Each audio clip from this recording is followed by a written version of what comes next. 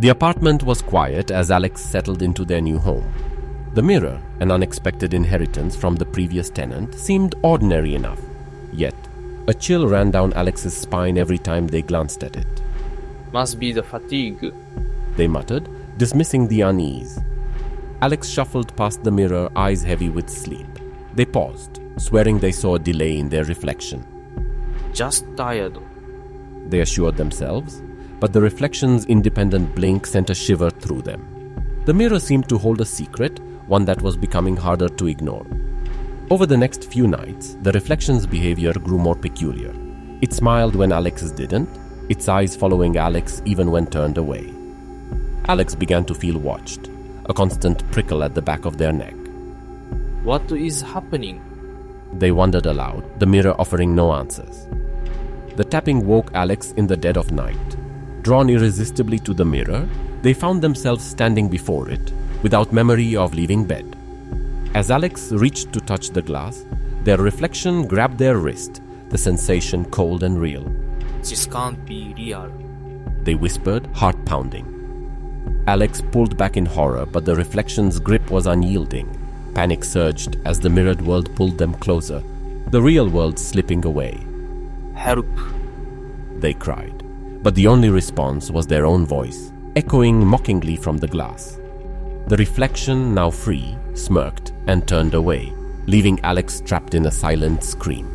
The mirror, seemingly ordinary once more, stood as a sentinel, its surface smooth and unyielding. The new Alex moved through the apartment with ease, their sinister smile untouched by the fear that now haunted the true Alex. Jolts awake, the harsh trill of the phone ringing, slicing through the silence. Groggily, they reach for it, noticing the time.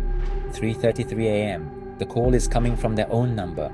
Confused, Alex hesitates before answering. Don't let it in, Whispers a voice identical to Alex's. Heart pounding, they hang up, unable to shake the chill, creeping up their spine. Alex stumbles out of bed, the knocking at the door growing louder, more insistent. Peering through the peephole, they freeze. Outside stands their own reflection, soaked and shivering, eyes vacant yet pleading. The rain pours down, drenching the figure, water pooling around their feet. Alex steps back, confusion and fear twisting in their gut. Alex hesitantly answers the phone again, the same number flashing ominously. it's already inside. The voice whispers, sending a shiver down Alex's spine. Panic sets in as they scan the room, eyes darting to the shadows that seem to shift and move. Alex turns slowly, heart pounding in their chest. The reflection from outside now stands within the room, dripping water onto the floor, an unnatural grin spreading across its face. Who are you? Alex demands, voice trembling. The reflection tilts its head, eyes locking onto Alex's with an unsettling intensity. I'm you. It murmurs. Or rather, what you become if you let it take hold. Alex steps back, mind reeling as the pieces fall into place. They realize with horror that they are the one outside, trying desperately to prevent the inevitable. Alex stands alone, the reflection gone, leaving only silence. The phone lies discarded on the floor, screen dark. They take a deep breath, knowing the battle is far from over, but resolved to face whatever comes next. The first light of dawn filters through the window, casting a hopeful glow across the room. Harper approached the mansion's grand entrance, her footsteps echoing on the cracked stone path. James Carter, her brother, followed closely, his flashlight casting shaky beams through the night. "I can't believe we're actually doing this," Evelyn whispered, her voice barely audible over the howling wind. "We need to find out what really happened to Uncle Henry," James replied, determination lacing his words. Clarissa, the caretaker, appeared suddenly, her eyes sunken and watchful. Evelyn and James exchanged a nervous glance. "He never left," Clarissa said cryptically, her voice a raspy whisper. Evelyn felt a shiver run down her spine. James stepped closer, inspecting the portrait with a critical eye. Evelyn felt drawn to the passage, her curiosity outweighing her fear.